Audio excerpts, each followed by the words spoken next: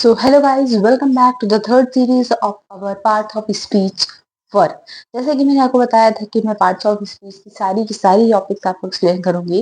First part में हमने पढ़ा था नाउन, सेकंड पार्ट में हमने पढ़ा था प्रोनाउन और थर्ड पार्ट में हम पढ़ेंगे verb.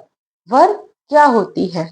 A verb is a word or a group of words that expresses an action or a state। यानी वर्ब वो वर्ड होता है जो हमें किसी एक्शन को दिखाता है, यानी किसी एक्शन को दिखाने वाला वर्ड या किसी स्टेट को दिखाने वाला वर्ड।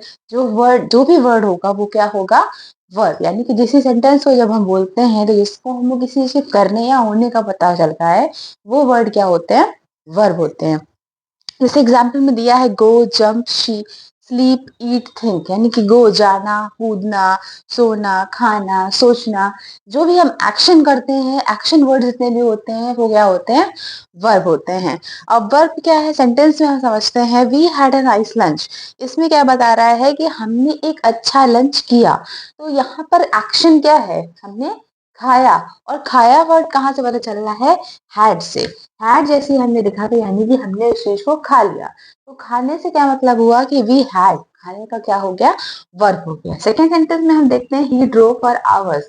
यानी वो बहुत देर तक गाड़ी चलाता रहा। अब उसमें एक्शन क्या है? गाड़ी को चलाना। तो यहाँ पर एक्शन क्या हो गई? ड्रोव। इसलिए ड्रोव क्या हो गई? वर्ब हो गई। वर्ब को हम लोग समझते हैं, इतना समझ में आ गया है कि वर्ब क्या होती है। अब वर्ब को जब हम डिफाइन करते हैं तो वर्ब हमारी दो टाइप की होती है। एक होता है ऑक्सिलरी वर्ब, दूसरा होता है हमारा मेन वर्ब। ठीक है, आगे हम समझेंगे ऑक्सिलरी और मेन वर्ब में क्या डिफरेंस होते हैं। इसी तरीके से ऑक्सिलरी वर्ब के भी दो पार्ट होते हैं, प्राइमरी वर्ब और मॉडल्स। मेन वर्ब के दो पार्ट होते हैं, ट्रांसिटिव और इंट्रांसिटिव। ठीक है, आगे हम समझते हैं वर्ब को और कि वर्ब क्या होते हैं, इनके पार्ट्स क्या होते हैं। अब हम लोग बात करेंगे मेन वर्ब की। मेन वर्ब का फर्स्ट पार्ट आता है ट्रांसिटिव वर्ब। ट्रांसिटिव वर्ब क्या होता है? जब कोई एक्शन कर रहे हैं हम और उसका रिफ्लेक्शन, यानी कि एक पर्सन है जो एक्शन को कर रहा है, एक तरीके से कोई नाउन है जो एक्शन को कर रहा है और उसका रिफ्लेक्शन जो होगा वो किसी दूसरे पे जाएगा। ठीक है, यानी कि ऑब्जेक्ट पे जाएगा। सब्जेक्ट का रिफ्लेक्शन जो होगा वो ऑब्जेक्ट पे जाएगा, तब उसे हम लोग कहते हैं मेन वर्ब। मेन वर्ब जैसे कि हम एग्जाम्पल ले लें, सरला राइट्स अ लेटर। इसमें नाउन क्या है? सरला। जो काम कर रहा है वो सरला, लेकिन वो काम क्या कर रही है? लिखने का। और लिख क्या रही है? लेटर। यानी कि लिखने का जो रिफ्लेक्शन है, जो हमारी वर्ब है, उसका रिफ्लेक्शन हमारा ऑब्जेक्ट पे जा रहा है, सब्जेक्ट पे नहीं जा रहा, क्योंकि काम तो ये कर रही है लेकिन ऑब्जेक्ट बता रहा है कि ये क्या काम कर रही है। इसलिए सेंटेंस में वर्ब क्या हो जाएगा? Rights.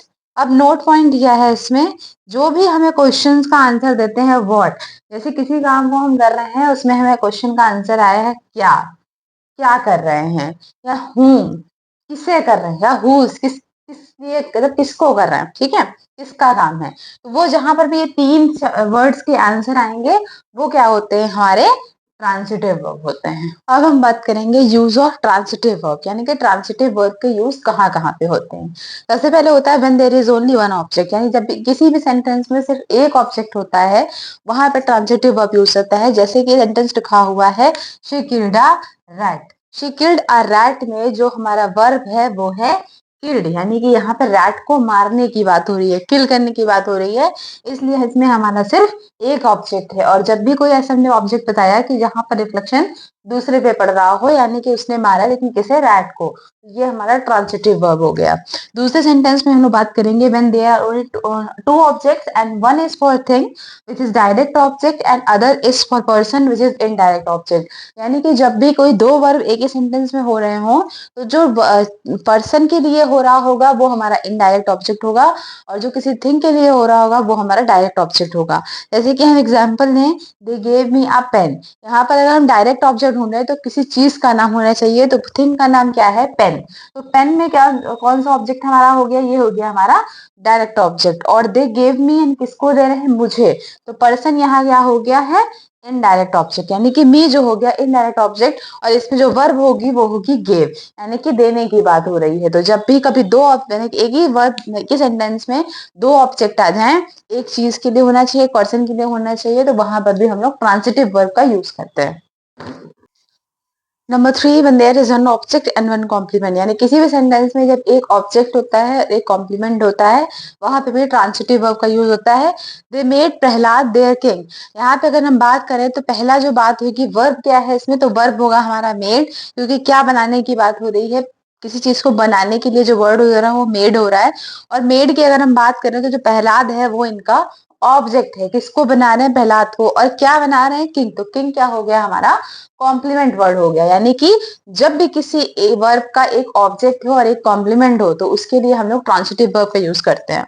Number 4, man object have infinitive, यानी ऑब्जेक्ट का एक इन्फिनेटिव होता है, तो वो भी वहां पर भी हमारा जो है ट्रांसिटिव वर्ब होता है। इन्फिनेटिव क्या होते हैं, जिनके पहले, जिन वर्ब के पहले टू लगा रहता है वो हमारे इन्फिनेटिव होते हैं। जैसे she desire to invite me, यहाँ पर क्या बात हो रही है कि किसी को एक इच्छा है किसी को इनवाइट करने की, तो यहाँ पर वर्ब क्या है हमारा, इनवाइट, और इनवाइट के पहले लगा है टू, और टू जब भी किसी वर्ब के साथ लगता है तो वो बन जाता है इन्फिनेटिव, यानी कि यहाँ पर जो वर्ब है उसका एक इन्फिनेटिव भी है, तो यहाँ पे कौन सा वर्ब होगा, ट्रांसिटिव वर्ब होगा। 5, व्हेन ऑब्जेक्ट इज गेरेंट, जब भी किसी वर्ब में आईएनजी लगी रहती है तो वो होता है गेरेंट, यानी कि यहाँ पर वर्ब क्या होगा, रीड, वरना एक वर्ब होता है और इसमें जब आईएनजी लगा देते हैं तो ये बन जाता है गेरेंट, और जब ये गेरेंट बन जाता है यानी वर्ब के साथ अगर आईएनजी आ गया, प्रेजेंट फॉर्म आ रहा है, वो हो जाएगा गेरेंट, और जैसे ही गेरेंट आता है तो वो ट्रांसिटिव वर्ब बन जाता है। Number 6, when object is phrase, object में जब कोई फ्रेज आ जाए, पूरा एक बात आ जाए, तो वहां पर भी ट्रांसिटिव वर्ब होते हैं। जैसे he does not know how to answer the question, इसमें फ्रेज क्या है, एक अलग ही बात हो रही है, क्वेश्चन का आंसर कैसे देना है, तो यहाँ पर भी ये पूरा सेंटेंस जो फ्रेज वर्ड होगा वो भी ट्रांसिटिव वर्ब होगा। Last, when object is clause, यानी क्लॉज में जो है, क्लॉज का मतलब क्या होता है, जब कोई एक पार्ट आ जाए किसी चीज का सेंटेंस का, she does not know where he lives, वो कहाँ रहता है इसके बारे में हमें पता नहीं है, क्लॉज नहीं पता है, तो यहाँ पर भी क्या हो गया हमारा, ट्रांसिटिव वर्ब हो गया। क्रॉस फेजेस एंड क्लॉजेस की मैं एक अलग से वीडियो बनाऊंगी जिसमें हर एक चीज को मैं एक्सप्लेन करूंगी, फ्रेज क्या होते हैं और उनको कैसे पहचानते हैं, और क्लॉज क्या होते हैं उन्हें कैसे पहचानते हैं। Let's continue to the another topic. Next, intransitive verb क्या होता है, इन्हें हम कैसे पहचानेंगे। When verb does not have any object and it ends with only subject which does not get reflected on any person or thing, यानी यहाँ पर कोई भी सब्जेक्ट होता है और उसका ऑब्जेक्ट नहीं होता, यानी वर्ब का कोई ऑब्जेक्ट नहीं होगा, इस वजह से जो वर्ब होगी वो किसी भी पर्सन या थिंग पर रिफ्लेक्ट नहीं होगी, ये अपना काम सब्जेक्ट के साथ में ही खत्म कर देते हैं।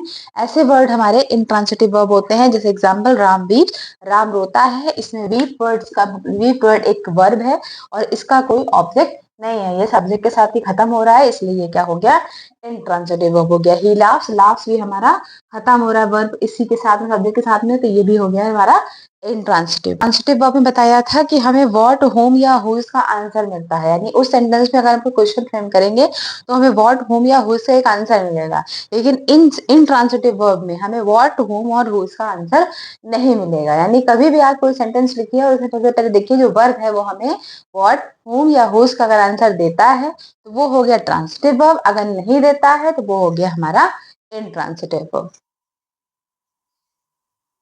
Now move to the next topic, that is auxiliary verb. Auxiliary verb is also known as helping verb. Auxiliary verb को helping verb भी कहा जाता है। क्यों helping verb कहा जाता है? These are the verbs that are used together with the main verb of the sentence.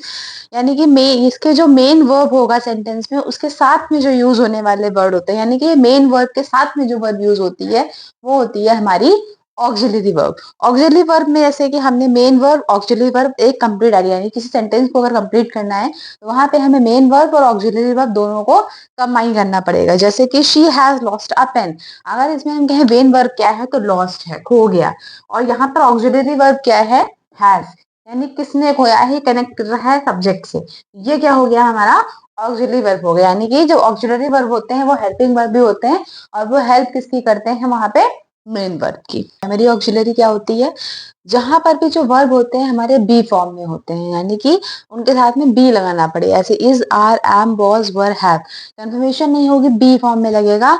वहां पे जैसे हैव का फॉर्म बनेगा हैज, हैव या हैड, और डू का फॉर्म बनेगा डू, डज या डिड। यहाँ पे क्या होता है, इनका जो फुल वर्ब होता है वो यूज किया जाता है बी फॉर्म के साथ में सेंटेंस को इंट्रोगेटिव या नेगेटिव बनाने के लिए।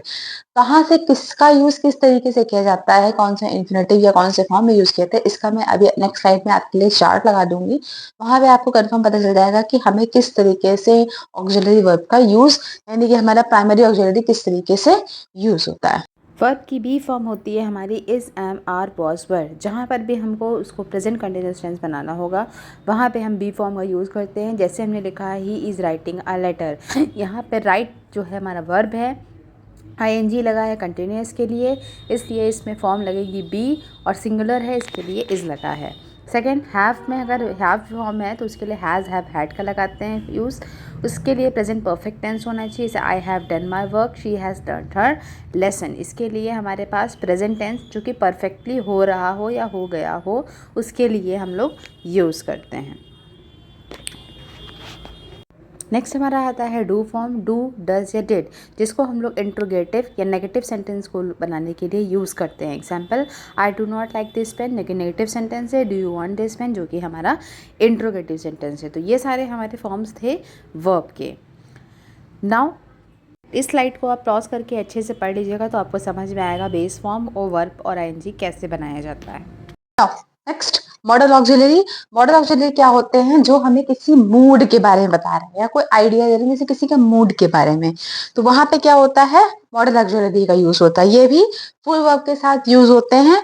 वर्ड्स जैसे shall, will, should, would, may, might, can, could, must, need, और इनके भी अलग अलग यूज होते हैं। ये भी आपको मैं नेक्स्ट स्लाइड में बताऊंगी कहाँ पे मॉडल ऑक्सिलरी को किस तरीके से यूज किया जाता है। मॉडल वर्ब्स का यूज़ कैन कभी एबिलिटी या परमिशन के लिए, मस्ट ऑब्लिगेशन के लिए, मिशन प्रोविजन के लिए, कुड पास्ट एबिलिटी या रिक्वेस्ट के लिए, have to, has to, had to कभी ऑब्लिगेशन नेसेसिटी के लिए, don't have to, doesn't have to, didn't have to कोई ऑब्लिगेशन ना हो इसके लिए, मे हमारा पॉसिबिलिटी के लिए, माइट हमारा रिमोट पॉसिबिलिटी के लिए, शुड या शुडेंट हमारा एडवाइस के लिए, और टू भी हमारा एडवाइस के लिए यूज़ होता है। तो ये सारे वर्ड्स हमारे जो थे जो कि मॉडल वर्ब्स होते हैं, जिनका यूज़ किस तरीके से होता है, कैसे होता है, ये आपको अच्छे से समझ में आ चुका होगा।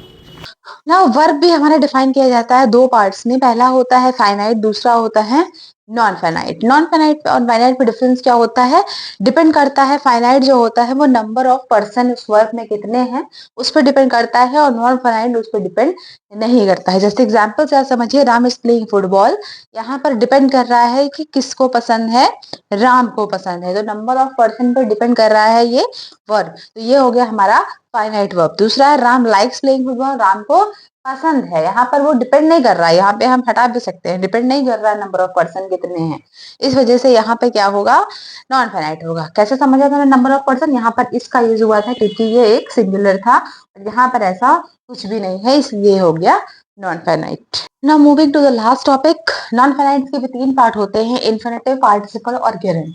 इन्फिनेटिव क्या होता है, जहां पर भी वर्ब के पहले टू वर्ड का यूज हो जाए, to swim, to talk, to move, यानी वर्ब के पहले टू लगा होगा तो वो इन्फिनेटिव होता है। पार्टिसिपल कहाँ होता है, जहां पे वर्ब और एडजेक्टिव दोनों ही एक साथ आ रहे होंगे, ठीक है, वहां पे होता है हमारा पार्टिसिपल। गेरेंड क्या होता है, जहां वर्ब के साथ में आईएनजी लगा रहता है, यानी कि प्रेजेंट कंटीन्यूअस फॉर्म में जाता है। इसको मैंने आपको शॉर्ट में एक्सप्लेन भी किया है, गेरेंड क्या होता है, वो होते हैं हमारे गेरेंड। अब इनके पार्टिसिपल के भी तीन फॉर्म होते हैं, प्रेजेंट, पास्ट और परफेक्ट। प्रेजेंट में होता है वर्ब हमेशा आईएनजी फॉर्म में होता है, प्रेजेंट फॉर्म में चला जाता है लेकिन अपने लिए, तो वहां पे गेरेंड की तरह ही प्रेजेंट पार्टिसिपल का यूज करते हैं। पास्ट पार्टिसिपल में वर्ब का हमारा थर्ड फॉर्म होता है, यानी कि वर्ब हमारी पास्ट टेंस में जाती है, और परफेक्ट में हैविंग वर्ड के साथ में वर्ब की थर्ड फॉर्म लगी रहती है। तो आज के टॉपिक में मैंने आपको पूरा वर्ब एक्सप्लेन किया। होप सो आप लोगों को चैनल के जितने भी वीडियोस हैं वो अच्छे से समझ में आ रहे होंगे, ये भी वीडियो आपको समझ में आया होगा। अगर कोई डाउट क्लियर नहीं होता है तो नीचे कमेंट बॉक्स में कमेंट करिएगा, मैं उसके लिए एक अलग से वीडियो बना दूंगी, या मैं शॉर्ट वीडियो में आपको उस चीज को एक्सप्लेन करने की कोशिश करूंगी। फिलहाल इस वीडियो को पूरा देखिएगा, समझिएगा, जो डाउट्स हो उन्हें कमेंट करिएगा। अच्छी लगे तो वीडियो को लाइक करिएगा, चैनल को सब्सक्राइब करिएगा, और बेल आइकन को जरूर प्रेस कर लीजिएगा ताकि फ्यूचर में जितनी मैं वीडियोस डालूं आप तक वो नोटिफिकेशन आता रहे। तब तक के लिए बाय बाय, स्टे ट्यून्ड।